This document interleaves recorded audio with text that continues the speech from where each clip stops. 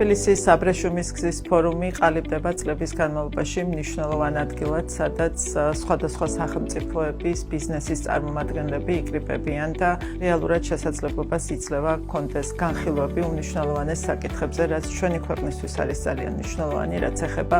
ევროპის და აზიის დაკავშირებადობას, ბიზნეს კონტაქტების განვითარებას, ინფრასტრუქტურული პროექტების განვითარებას და რა თქმა უნდა პოლიტიკური კავშირების გამყარებას სხვადასხვა სახელმწიფოებთან. შუადერეფანი ბუნებრივად უმნიშვნელოვანესი ხდება ევროპის და აზიის დაკავშირებადობის კუთხით და მას ასევე დიდი მნიშვნელობა აქვს გლობალურად. დღეს კიდევ უფრო აქტუალური ხდება საქართველოს როლის წარმოჩენა, გამომდინარე იქიდან, რომ დღეს ჩვენი ქვეყანა არის ერთ-ერთი ყველაზე სტაბილურად ეკონომიკურად მზარდი ქვეყანა,